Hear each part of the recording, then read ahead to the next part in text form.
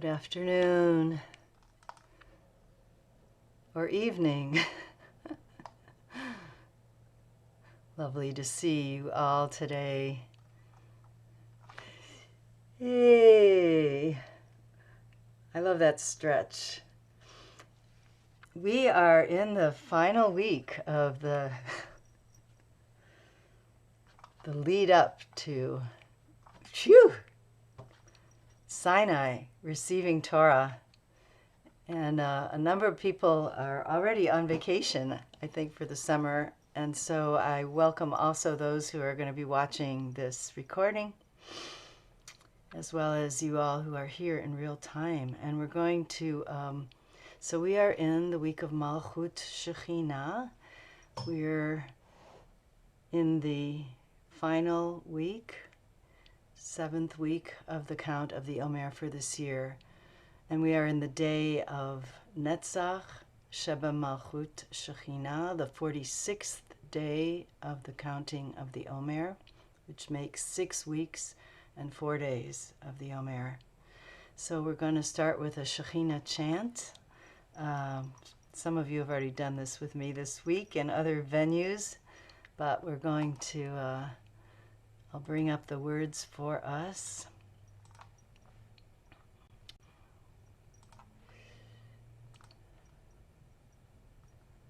Okay.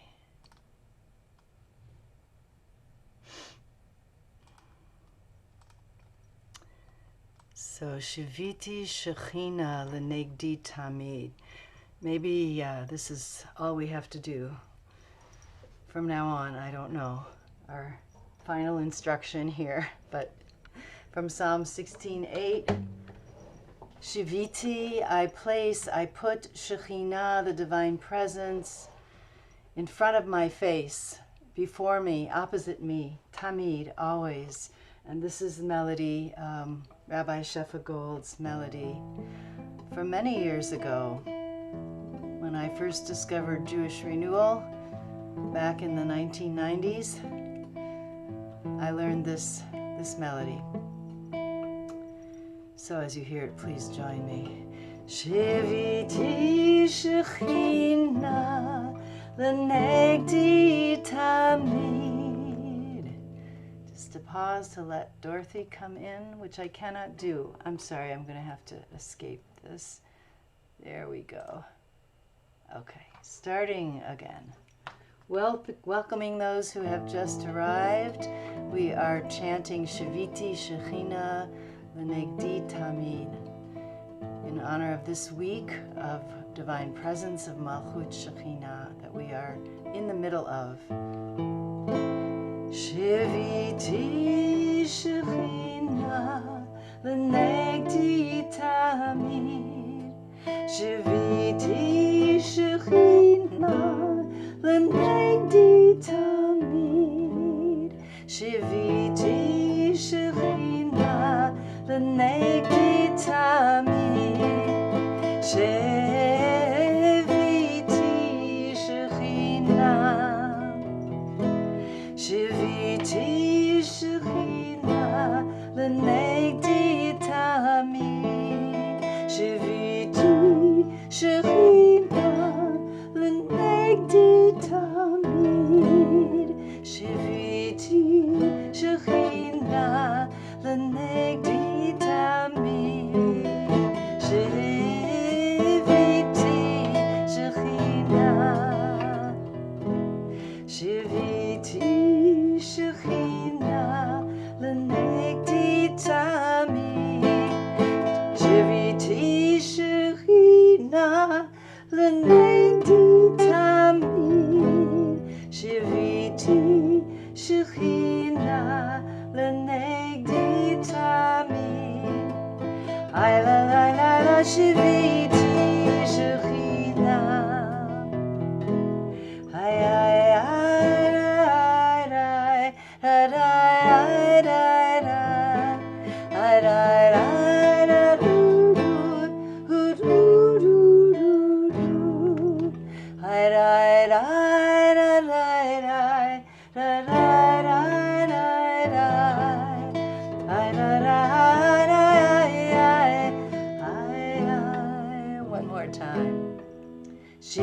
Shiviti Shekhinah L'negdi Tamid.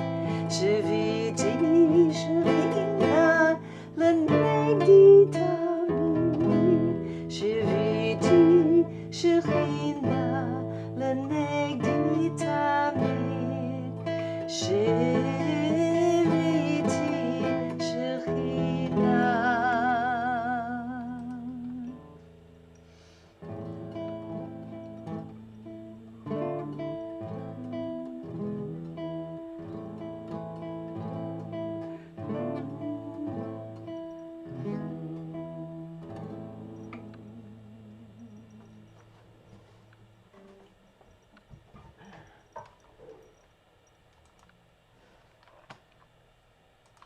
Sometimes the fingers don't go in the right spots on the guitar strings. And welcome to more folks who have just joined. As we mentioned, we are in the middle of the week of Malchut, Netzach Sheba Malchut, 46th day of the Omer. So it's kind of a paradoxical place to be. I have discovered in this year's kind of Omer journey, Malchut, it's a place of both emptiness and fullness, simultaneous fullness and emptiness. And as we do our sort of movement, warm-up greeting of each other, and I'm going to give us a little music to do that today, I just invite you to hold that paradox in your body, fullness and emptiness. How are you full right now? How are you empty?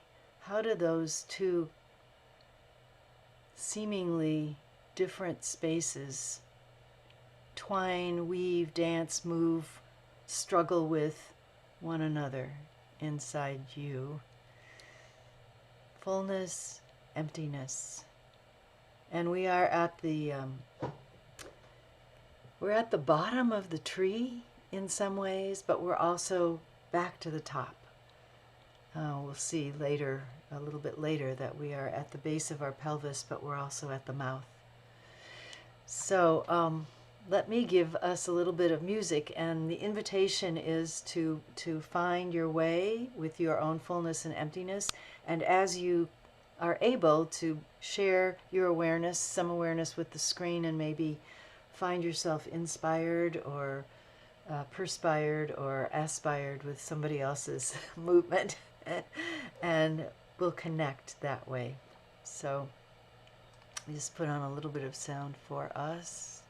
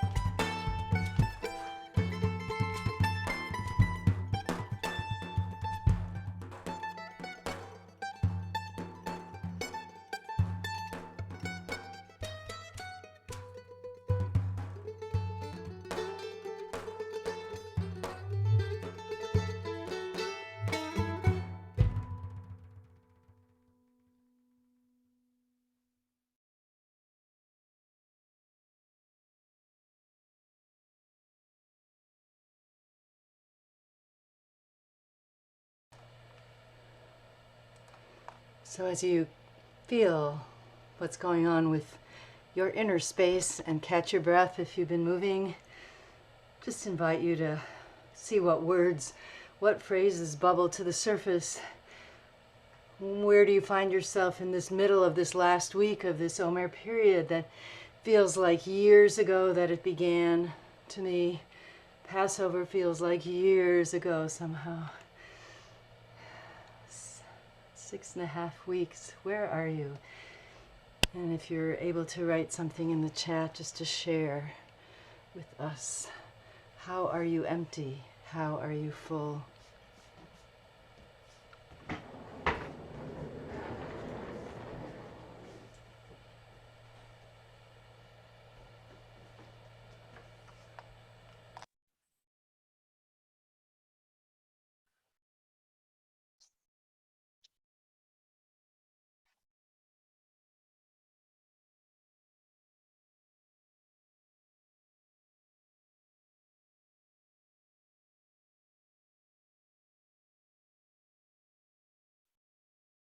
Who knows?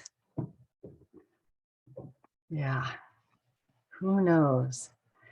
Empty of energy and focus, full of presence and purpose. Thank you, Dorothy.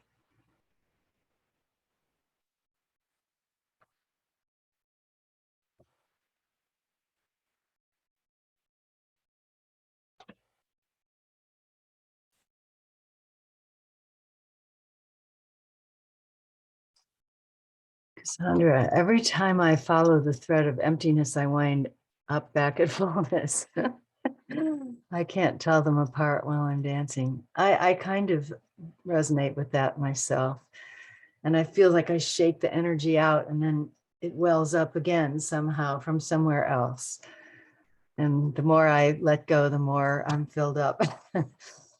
Elizabeth, physically depleted and full of riches and learning to digest. Yeah, I also resonate with that. The sense of depletion. Diane writes, like the new moon visible now as a sliver, but with the full image of the moon there as well. It's that dark disk that you can somehow see even with the silver sliver. Knowing less, opening more. Adam. Looking forward, not defined by what's behind. Melissa. And Rena is exhaling, emptying, expiring, expanding, and inhaling, inspiring, inspiriting. Kabbalah. We have to say this out loud. Kabbalah. Joyful and exhausted. Yeah. More words coming in, filling up, breathing out.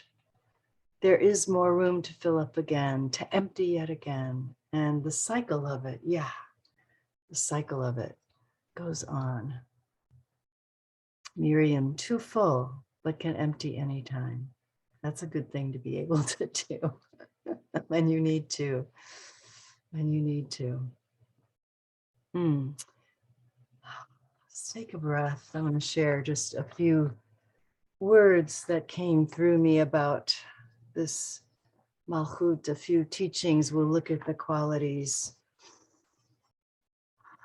and then we'll move into some deeper or more specific embodied practice today. So you might know that the Midrashic tradition has it that on Rosh Chodesh Sivan, which was yesterday, the Israelites who had left Mitzrayim reach the desert of Sinai. They actually reached the mountain 6 days before the giving of Torah. There's a lot of midrash, a lot of stories and different conflicting renditions of this, but this is one. So the next day, the 2nd of Sivan, which is today, is the day that Moses ascends the mountain for the first time, Har Sinai, and ascends the mountain. He ascends the mountain for a pre-Aseret Dibrot confab with the Holy One.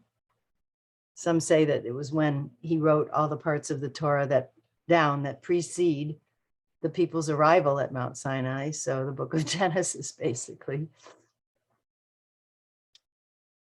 And then for the first time, the people are left alone without Moses. And we know that this is going to happen again, and it's going to be somewhat disastrous. But here they are. They've been left alone while Moses goes up the mountain. And so what are they doing? And this is where we find ourselves in the story today. And I found some of what you shared in the chat pretty parallel with the Midrash and with the speculation about where the Israelites were at as they waited for Moses, who had disappeared. We are waiting in anticipation at the foot of the mountain, not knowing exactly where the center, where the head, where the leader is. And we're preparing for something we know not what exactly, something that might be frightening or surprising or life-threatening even, preparing to move more deeply, more clearly, and more firmly into connection with the Holy Oneness. Ehyeh asher ehyeh. We don't know how that's going to happen.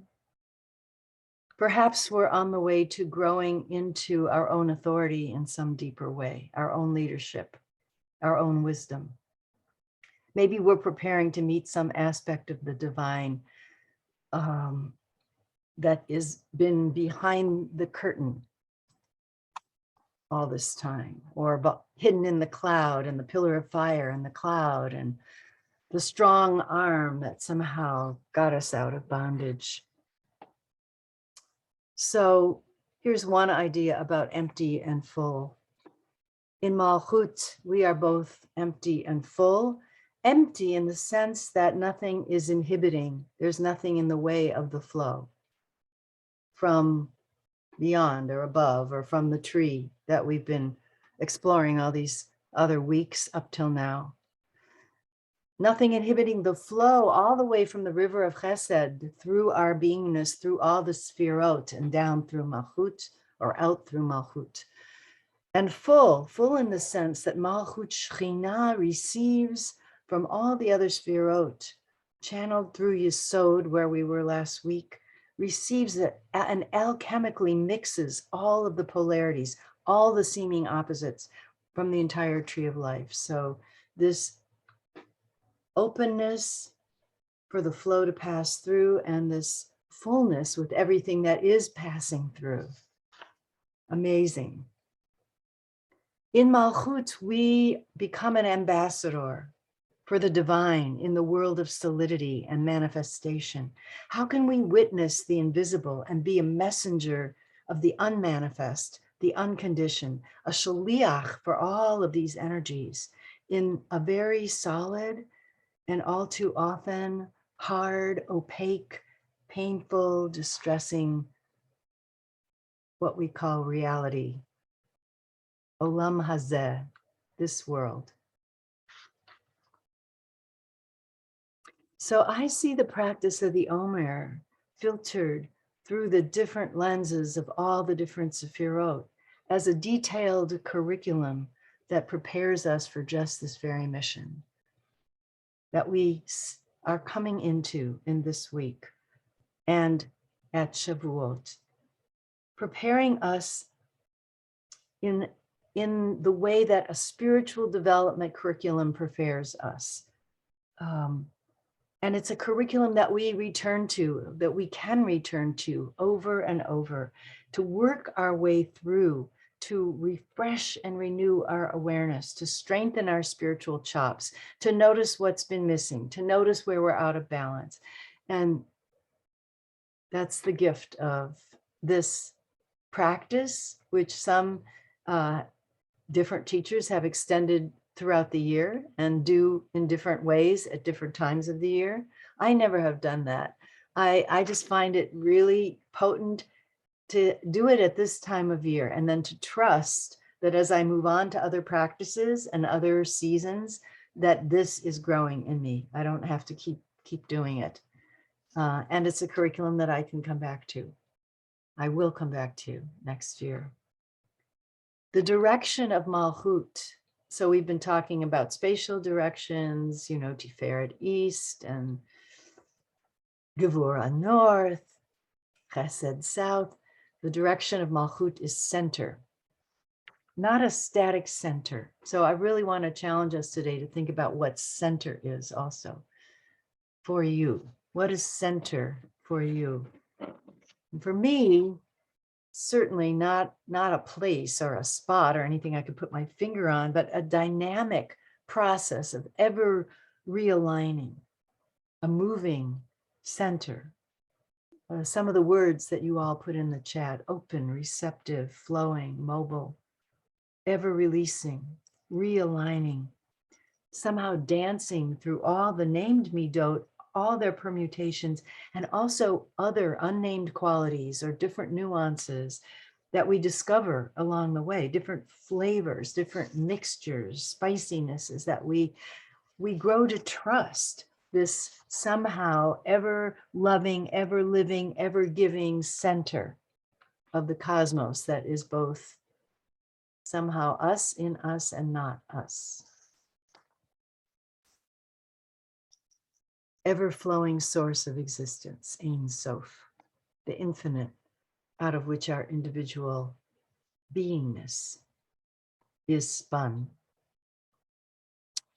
So just to look now at some of the traditionally named qualities before we return to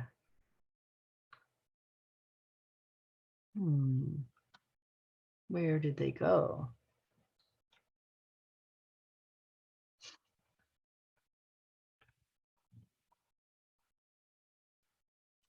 Okay, there they are.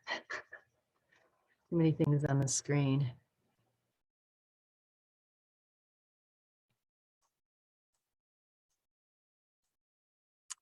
So here's our map of the weeks. And this is just, of course, one way of visualizing it. But Malchut down here, the way I pictured it this year in the lower right-hand corner, presence, manifesting purpose, channeling the divine into the world. And then right in the middle is Netzach, victory, eternity, masterful action, how we are going to be bringing this presence into our activities in the world.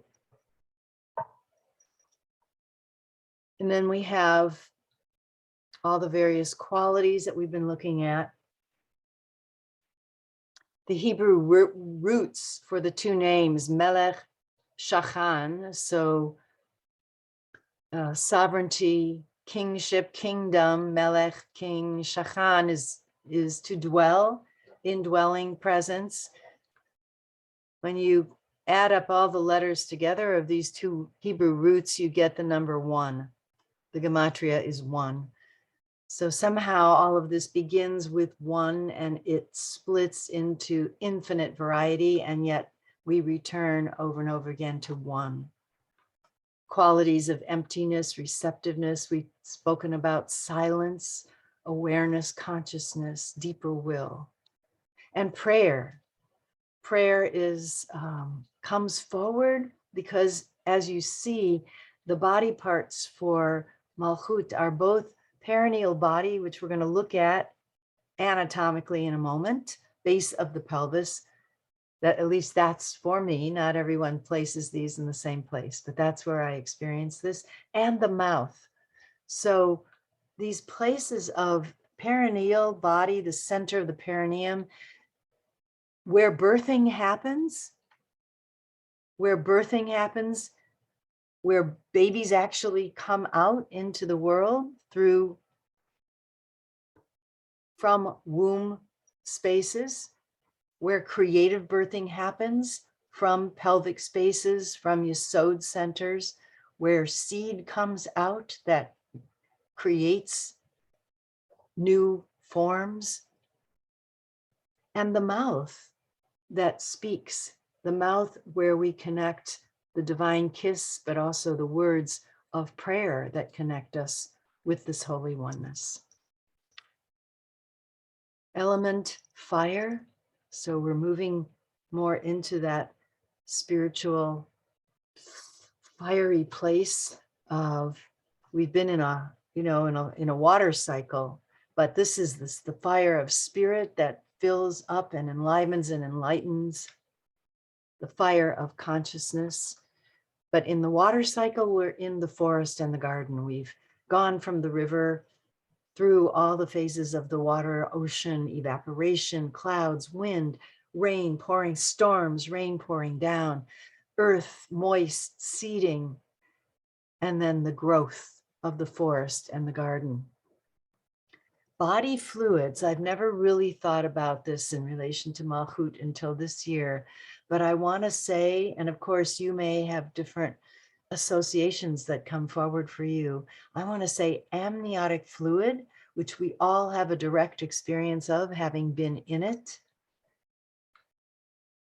Placental blood, which we all have a direct experience of because that is the blood that flowed through us before our own hearts and lungs were functioning when we were in utero, when we were a fetus, an embryo and a fetus in utero. The blood that circulated through our mother's body and also ours, and that is born with us in a way when we are born. And saliva, the fluid of the mouth, that digestive fluid that's really quite important. It often gets short shrift. We don't pay enough attention to all the work that saliva does for us.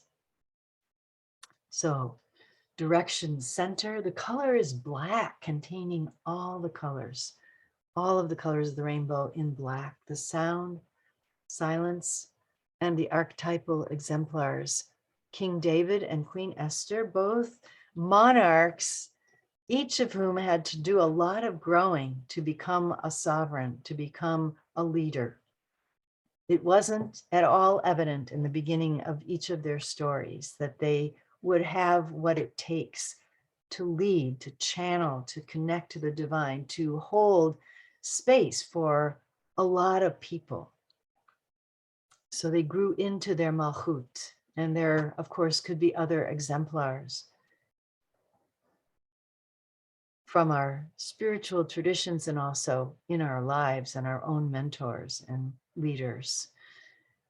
Benji Elson writes that as we move through the week of Malchut, we are cultivating the Garden of Eden and the kingdom.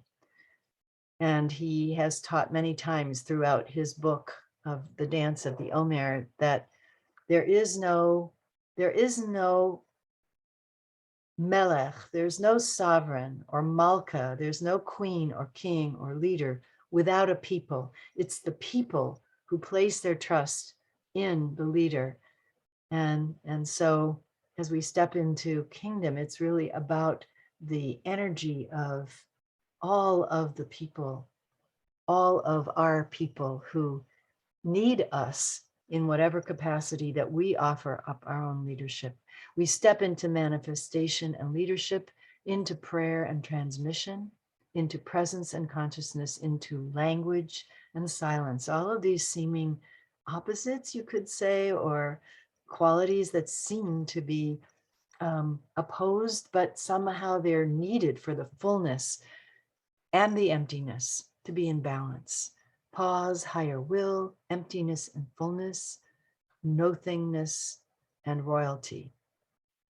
But perhaps most importantly, we enter into a posture of silence before God, in which we stand very, very close, or we sit, or we move, or we lie very, very close to God, to the point where our voice and God's voice, or perhaps our breath and God's breath, intertwine and become one.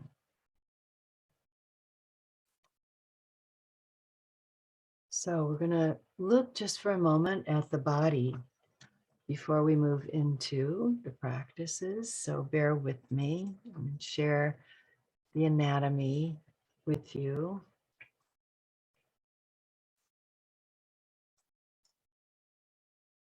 Okay.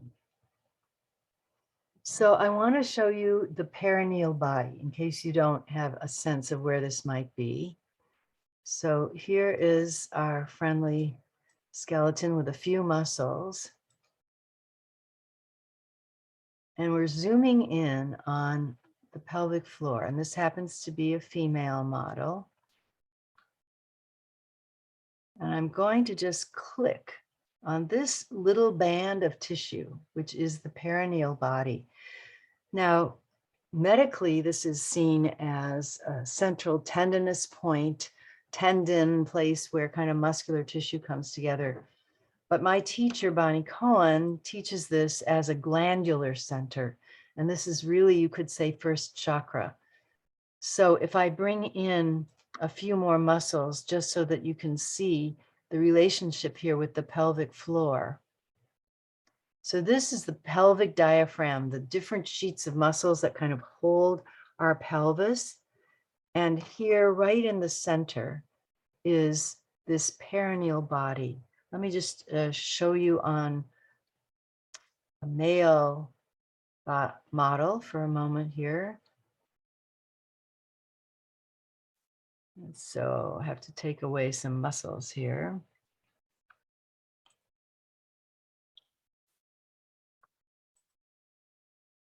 I'm going to take away this as well.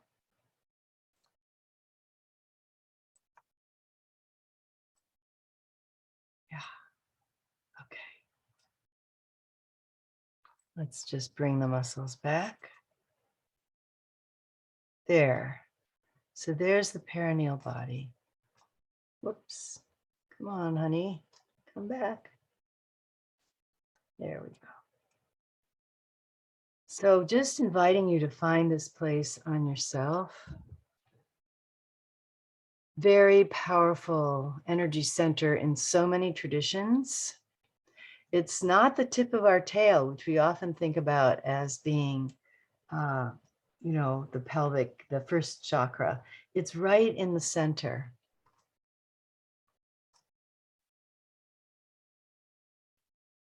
So you can see from the other direction here. Well, a little hard to see, but there. I'll just come back with the female model for a moment. There. So here's the vagina.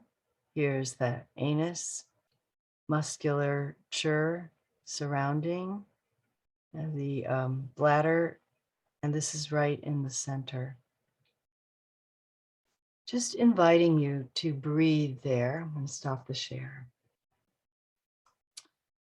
To find some breath into and out of this place, this perineal body place.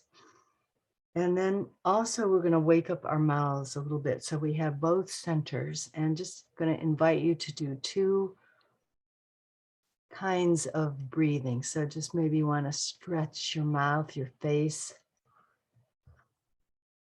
That's it. Tongue, jaw.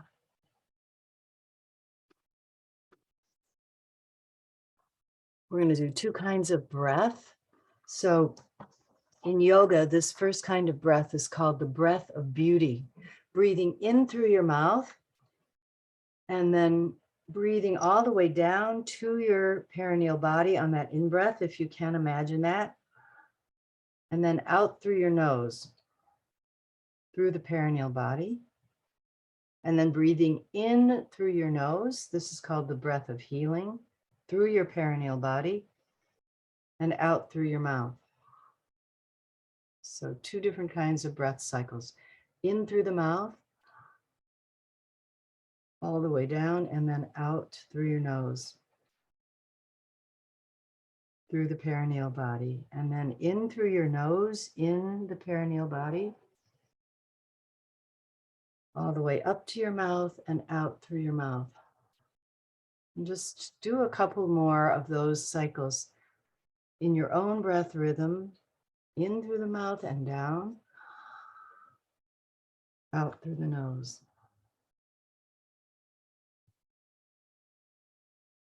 In through the nose and up.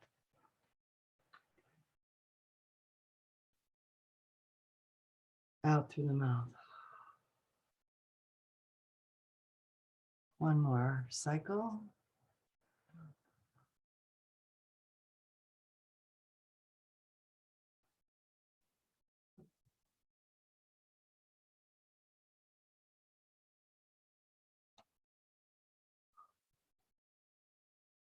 We're going to add one more layer to this practice, which is just if you would join me for a moment in with your hands, we'll trace our way through all of the Sphirot.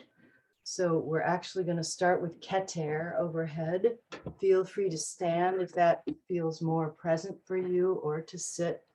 Starting, I'll just go back here a little bit. Overhead. And then tracing down from a point beyond where you can reach, down, Keter crown just to the top of the head. Pausing there for a moment, breathing, and then gently and wrapping your hands around your right and left side of your head, right, left brain. So Chokhmah, Bina. So these are the upper Sphirot that we haven't really awakened consciously during this practice, this Omer practice. Then coming for a moment to your upper Da'at, third eye, and then down your nose, past your mouth to your lower Da'at, your throat chakra. You might want to just pause with a hand on the third, finger on the third eye, fingers on your throat, feeling the connection there. As it's quite a distance that we leap from Chokhmah and Bina to Chesed and Gevura. So for me, these are very important points of connection. Da'at, consciousness, vocal expression. And then let's come and trace along with the other hand, your right arm and shoulder, Chesed, across the chest to the left arm and shoulder, Gevura. And then feeling those qualities of loving flow and strength, crossing, weaving in the Tiferet chest center. And then we'll come down, right hip, kidney, tracing down the leg to the foot, Netzach. Across left kidney, hip, we're covering all the territory where we've been, down the left leg and foot and back up again, Hod. And then again, a weaving through the center and a funneling, a creating of that vessel that's going to funnel energy in this kind of vertical way that we are, down to the center of the pelvic floor. And then if you want to just extend that awareness all the way down through the floor toward the center of the earth, feeling your heaven and earth connection. And we're just going to take a few breaths. You can continue standing here, breath cycles, where as we breathe in through the mouth, you can just carry that breath all the way down through the Sphirot in your imagination. Like one of those fountains where the water in the garden, where the water just trickles from one little funneling tube to another. And then we breathe out with through the nose, and then in through the nose and up through the Sphirot. And out through the mouth. In through the mouth. Down through the Sphirot on your inhale, and then breathing out through the perineum to the earth. And then breathing in from the earth up, all the way up through the Sphirot and out through the mouth. We'll do one more cycle. In, and then out through the nose. In through the nose.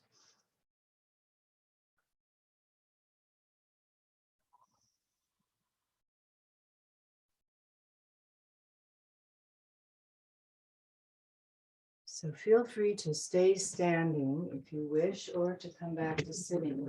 But be maybe where you can have some connection with the screen. And we're going to do a practice, a moving practice now through all of the Sfirot. And I have images for you, and there will be sound. What I suggest is if you don't want to work with the images, that's fine. You can just be with yourself. If you want to just let the images cue you and then go back into your own space, or if you want to do it as a meditation for all or part of the time where you soak in the image, move with it from it. There's many ways of being with this. So after this, we'll go into some silence, and then we'll go directly into our chanting practice. So as we breath of beauty, breath of healing, really awakening all of the pathways through all the Sfirot.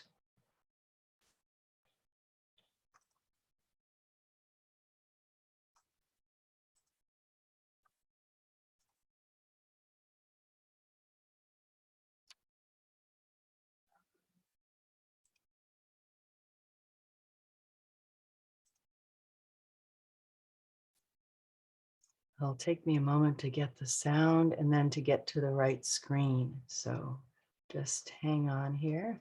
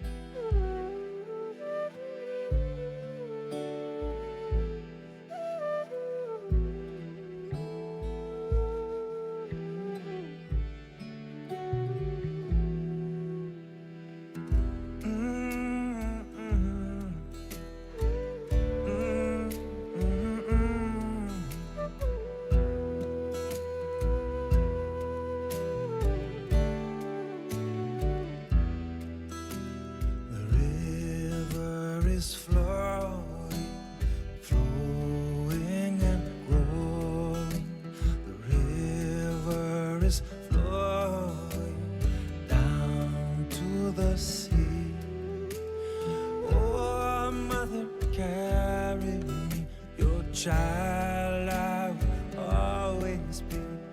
Oh, mother, carry me down to the sea. The river is flowing, flowing and growing. The river is flowing down to the sea.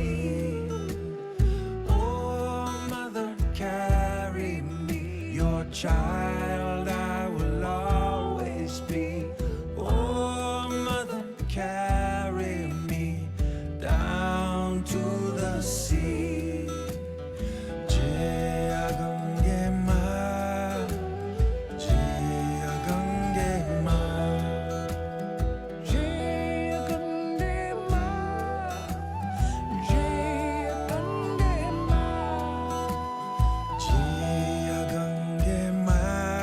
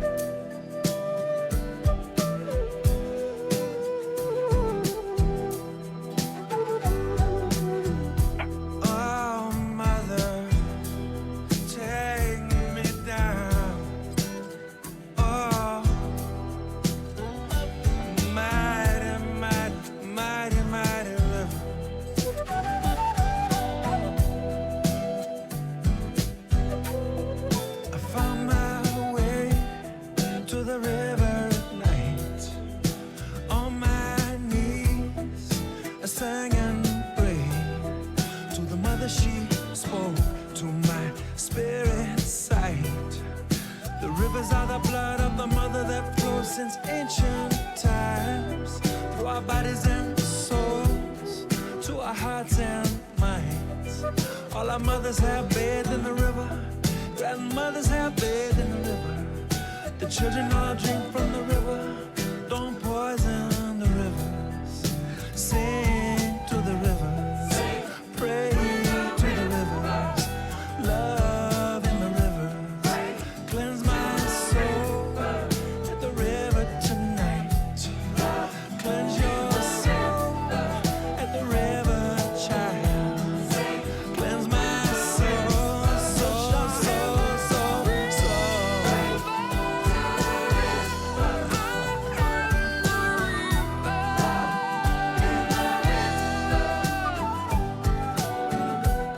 Sing to the river, pray to the river, love the river.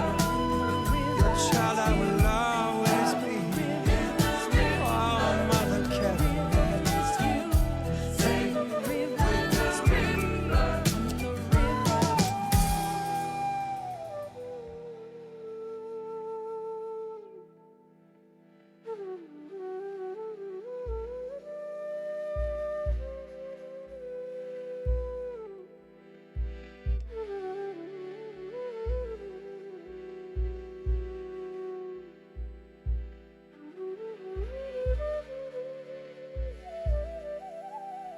The river is flowing, flowing and growing.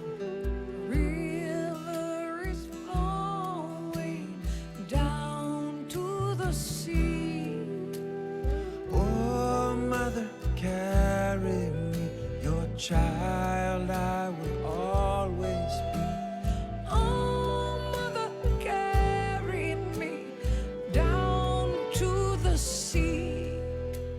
The river is flowing, flowing and growing. The river is flowing down to the sea. Oh, Mother, carry me, your child I will always be. Oh, Mother, carry me down to the sea.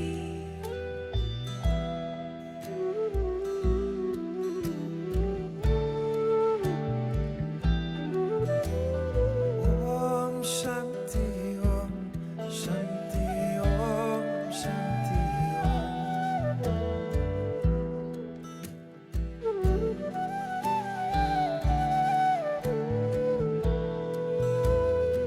Om Shanti Om, Shanti Om, Shanti Om.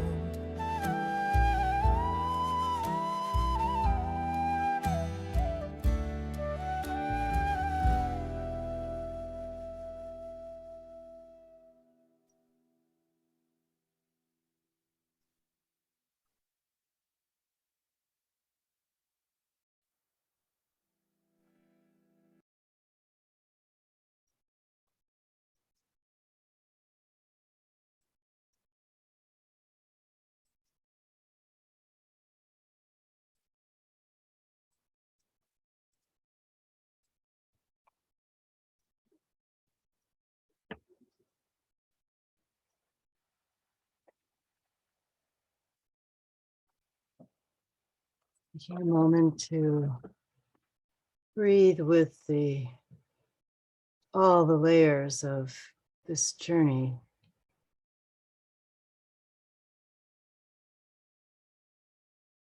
All the stories from tradition, all the stories of our own lives, and the stories that have unfolded in the world.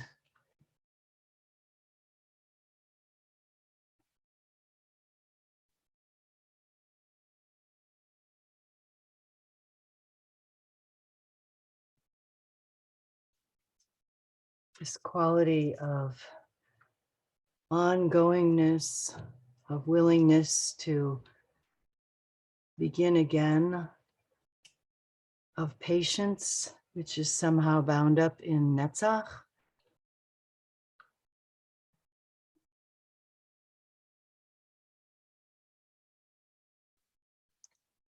Netzach, bringing the Nun of the 50 gates of understanding,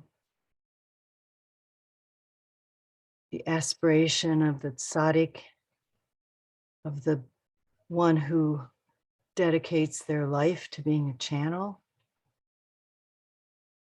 for the invisible, for the good, and the chet of connection with our fellow beings, with our fellow animals, with all of the other creations on this planet. Netzach. We'll do our chanting. You might want to face east if or not. And we'll begin to the front.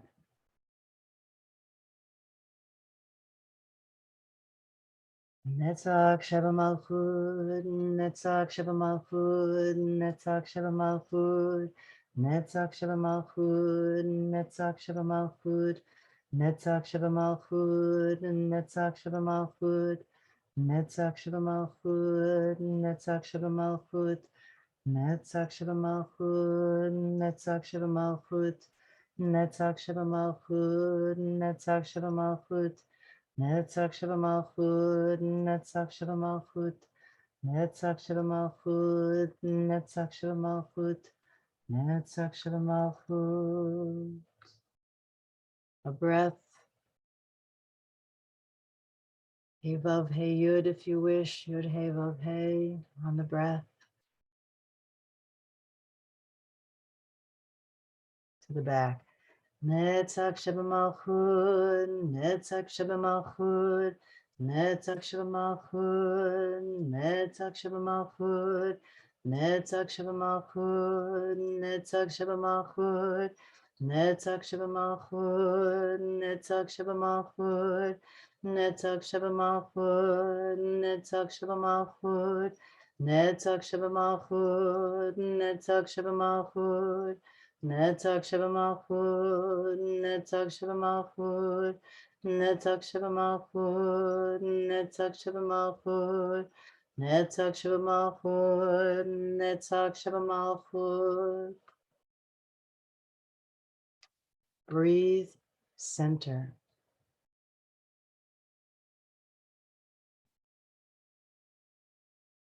And to the right, the south. Netzach Sheva Malchut, Netzach Sheva Malchut, Netzach Sheva Malchut, Netzach Sheva Malchut, Netzach Sheva Malchut, Netzach Sheva Malchut, Netzach Sheva Malchut, Netzach Sheva Malchut, Netzach Sheva Malchut, Netzach Sheva Malchut, Netzach Sheva Malchut, Netzach Sheva Malchut, Netzach Sheva Malchut, Netzach Sheva Malchut, Netzach Sheva Malchut, Netzach Sheva Malchut, Netzach Sheva Malchut, Netzach Sheva Malchut.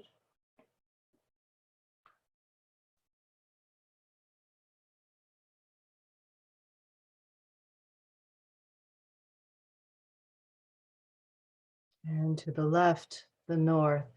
Netzach Sheva Malchut, Netzach Sheva Malchut, Netzach Sheva Malchut, Netzach Sheva Malchut, Netzach Sheva Malchut, Netzach Sheva Malchut, Netzach Sheva Malchut, Netzach Sheva Malchut, Netzach Sheva Malchut, Netzach Sheva Malchut, Netzach Sheva Malchut, Netzach Sheva Malchut, Netzach Sheva Malchut, Netzach Sheva Malchut, Netzach Sheva Malchut, Netzach Sheva Malchut, Netzach Sheva Malchut, Netzach Sheva Malchut.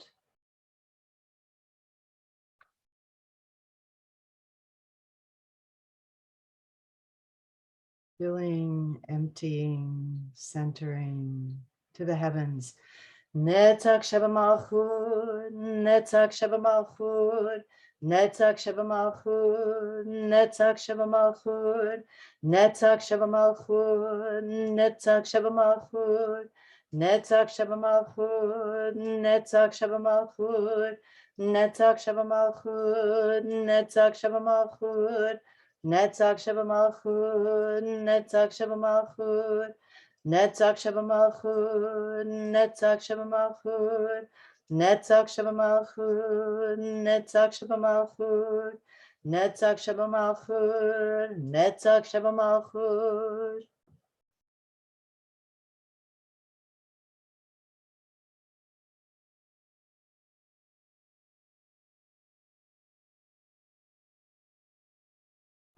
And to the earth. Netzach Sheba Malchut, Netzach Sheba Malchut, Netzach Sheba Malchut, Netzach Sheba Malchut, Netzach Sheba Malchut, Netzach Sheba Malchut, Netzach Sheba Malchut, Netzach Sheba Malchut, Netzach Sheba Malchut, Netzach Sheba Malchut, Netzach Sheba Malchut, Netzach Sheba Malchut, Netzach Sheba Malchut, Netzach Sheba Malchut, Netzach Sheba Malchut, Netzach Sheba Malchut, Netzach Sheba Malchut, Netzach Sheba Malchut.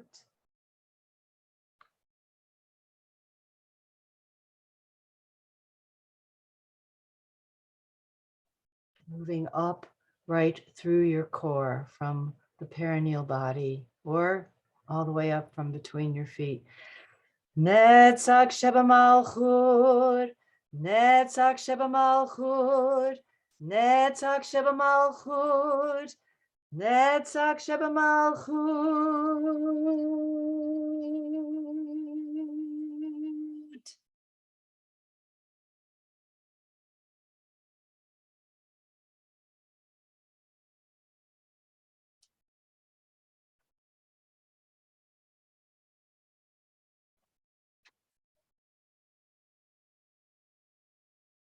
And if you want to end with the single nostril breathing that we've been practicing, you can close your right nostril and breathe in the Hey, Vav, Hey, Yud, right up to the third eye.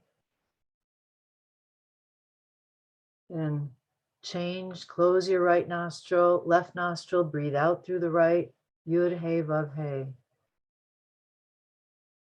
And then in through the right, Hey, Vav, Hey, Yud, right to the third eye, pituitary gland. And then breathing out with the other nostril, through your left nostril, Yud, Hey, Vav, Hey. Pause with the emptiness, and then same nostril, Hey, Vav, Hey, Yud, in. Change nostrils, Yud, Hey, Vav, Hey, out. And pause in the emptiness, then Hey, Vav, Hey, Yud, in. Pausing in the fullness. Change nostrils, Yud, Hey, Vav, Hey, out.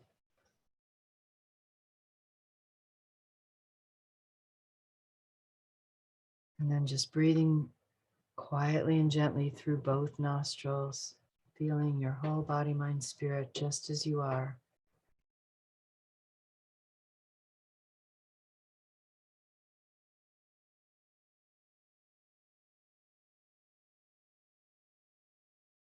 Feeling your fluidity, yourself having emerged from the amniotic fluid of this whole birthing process, this gestation.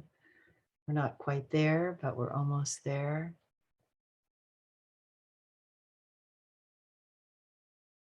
The placental blood that feeds you from outside your own body, nourishes you. The interdependence with the great womb of the world of Shekhinah.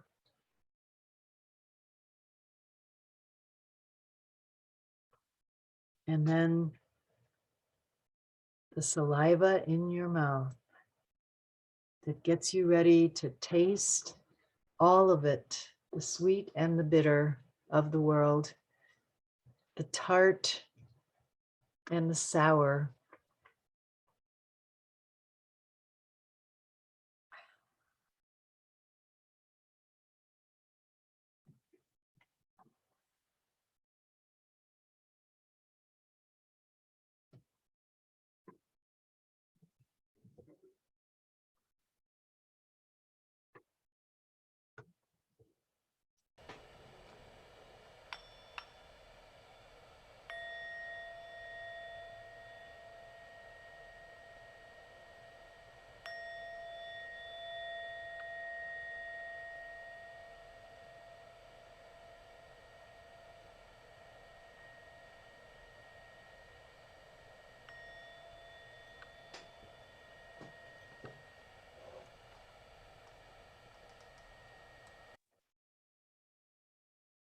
So I just invite you to bring your awareness back to our little group as we have our last few minutes together of this series. And just, I know we've kind of been on a journey, but if there's anything that you want to share that came up for you, that you noticed or felt, or questions that arose that you want to hold, just invite you to raise your hand or just unmute and speak. We're pretty small enough to do that, I think.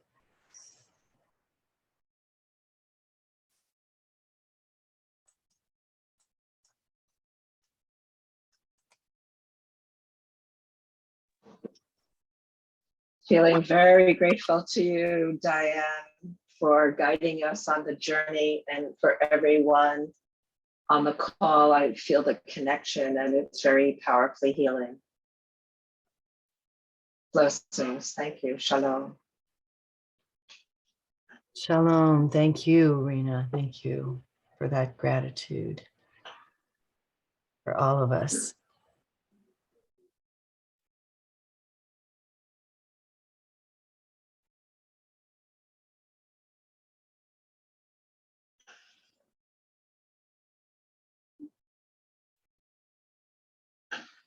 And of course, Malchut is about silence. Right.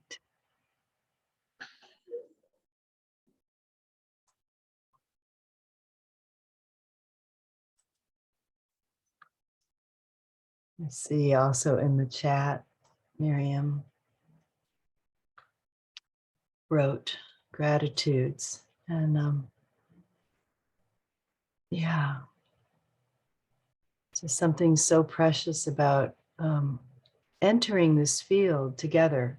It's not like we have to create it, it's here. And in the past, we mostly entered it, I did in person with people. Somehow the field is seems much more expanded with our Zoom world. Yeah.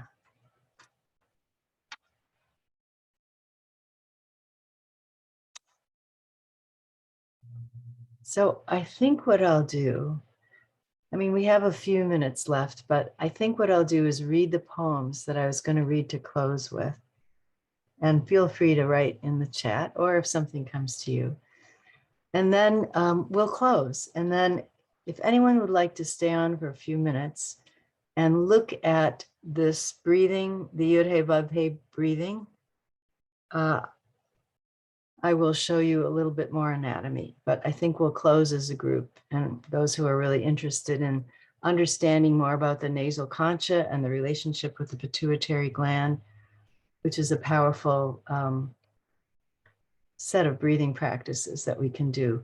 We'll do that after we close formally. So these are the poems that I chose for us to close with today. They're both by Rumi, or excerpts of Rumi.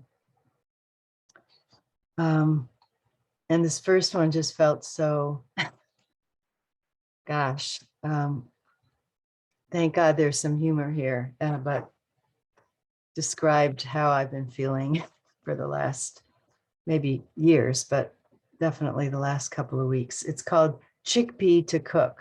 Maybe you know it. A chickpea leaps almost over the rim of the pot where it's being boiled. Why are you doing this to me? The cook knocks him down with the ladle. Don't you try to jump out. You think I'm torturing you. I'm giving you flavor so you can mix with spices and rice and be the lovely vitality of a human being. Remember when you drank rain in the garden? That was for this. Grace is first, sexual pleasure, then a boiling new life begins, and the friend has something good to eat. Eventually, the chickpea will say to the cook, boil me some more. Hit me with the skimming spoon. I can't do this by myself.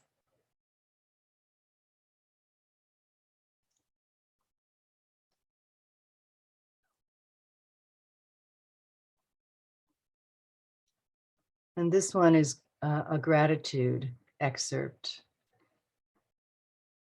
For all the years of my life, I have been forgetful. Every minute, but not for a second has this flowing toward me stopped or slowed. I deserve nothing. Or you could hear that, I deserve nothing. Today, I recognize that I am the guest the mystics talk about. I play this living music for my host. Everything today is for the host.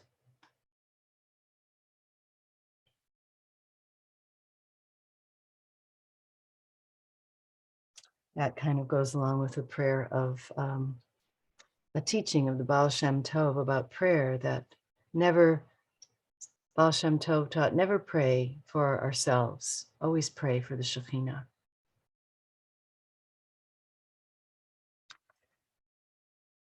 So thank you so much. And thanks for the gratitudes that are in the chat. And I think we'll close. And you can just, if you would like to stay on for a couple minutes and look at the anatomy of the breathing of the Yud He Vav He with me, I'm happy to do that. But otherwise, I just send you toward Har Sinai with all my love and all my blessing. And I take yours with me. And of course, we'll see each other there.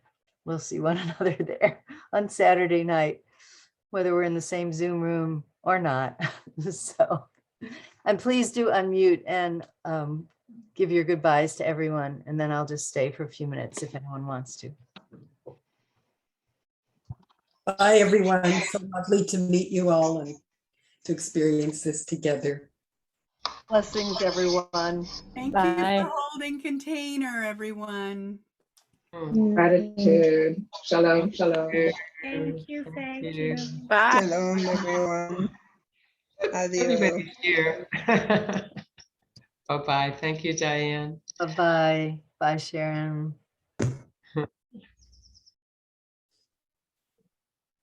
Interested in the breathing.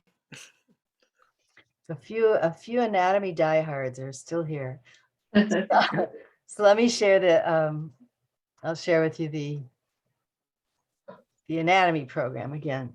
So we're going to move to the upper body here.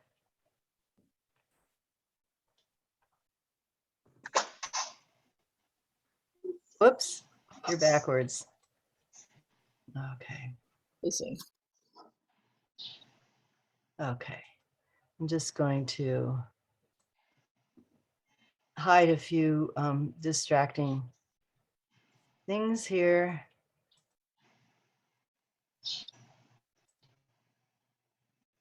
It's very interesting how this program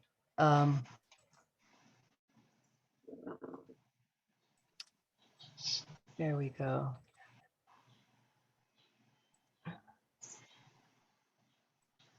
Okay. So just to look in a little bit. So I talked a few weeks ago about these kind of 3 passageways for the air that we were going to breathe in the different letters through these different passageways.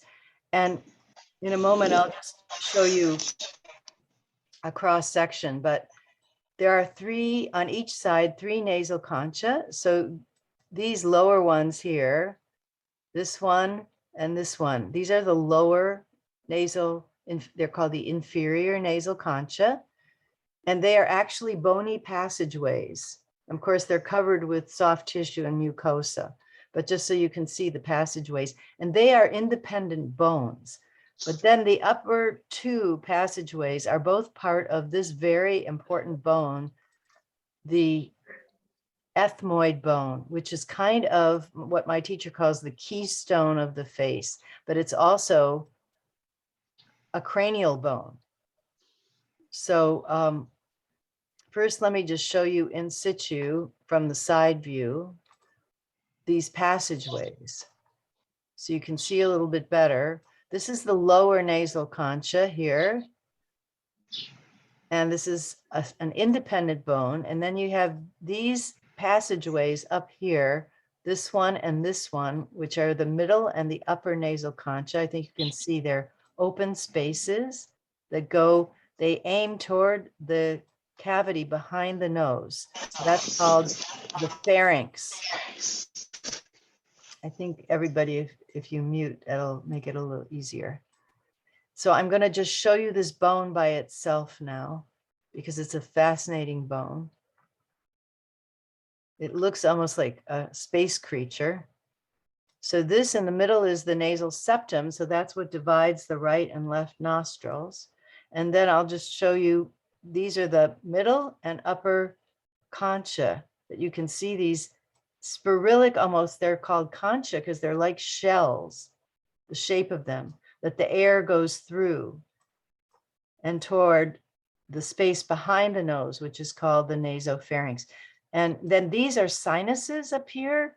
And then this is the cribiform plate, which these little holes, the smell organ hangs down. The little bulbs of the smell organ hang down right into the upper part of the nasal passages through these little holes. And then when the chemicals, the pheromones, the chemicals of whatever we're smelling mix with our moisture in our nose, that's when we can smell, and it's carried directly to the limbic system. So I'm going to bring this back into its context in the skull and the whole head. And then I just want to show you where the pituitary sits. So here is the ethmoid bone that the top of it that we were just looking at. This is the sphenoid bone, which is almost shaped like a giant butterfly, which sits right behind it. This is so powerful. And right in here, this is the little saddle called the sella turcica, is where the pituitary gland sits. And I'm going to just see if I can bring it up for you here.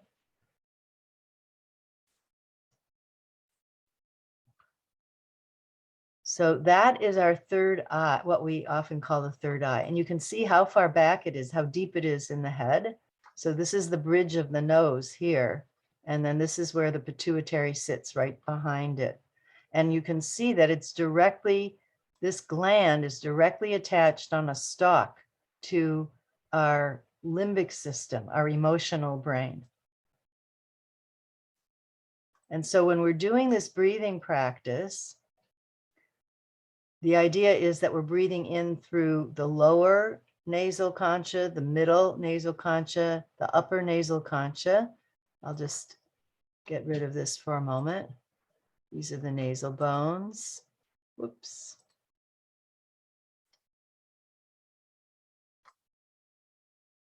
So lower, then middle, and then upper. We're breathing in, and finally the last breath goes right to the pituitary gland, the last part of the in-breath.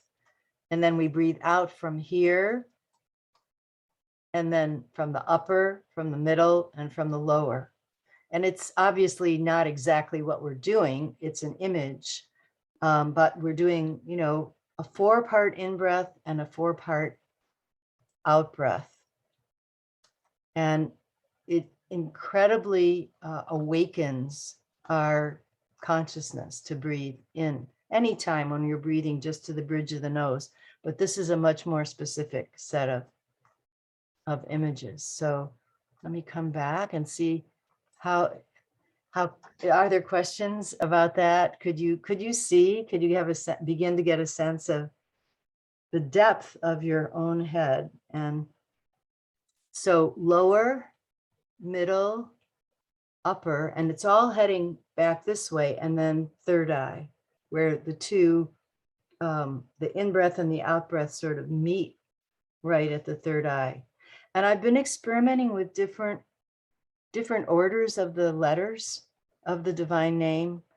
And this is just one possible, the Hey, Vav, Hey, Yud.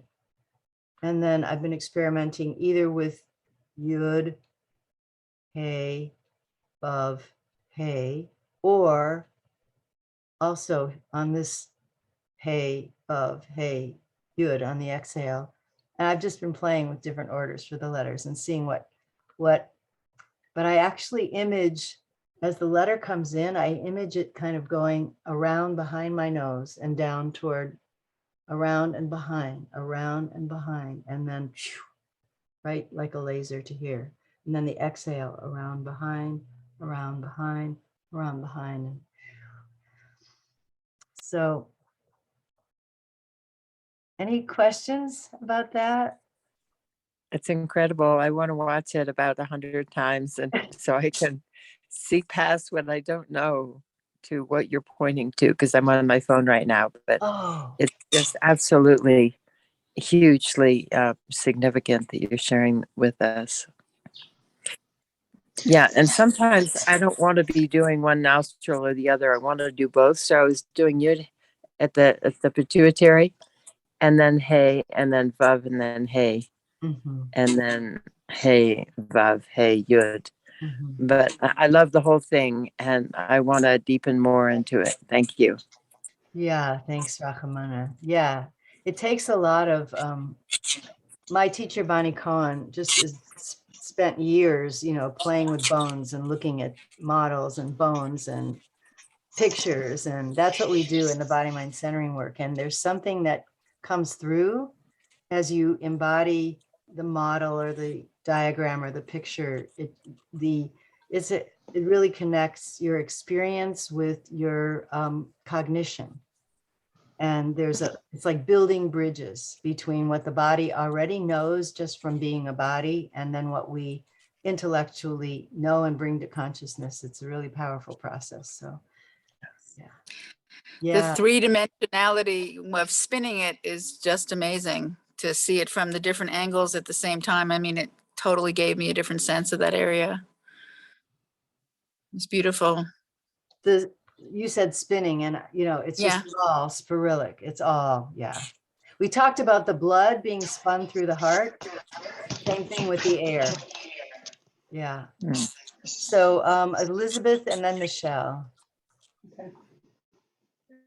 So I wanted to understand, it seems like the pituitary is actually lower than the third eye, as it's sitting in this, as it's nestled in there.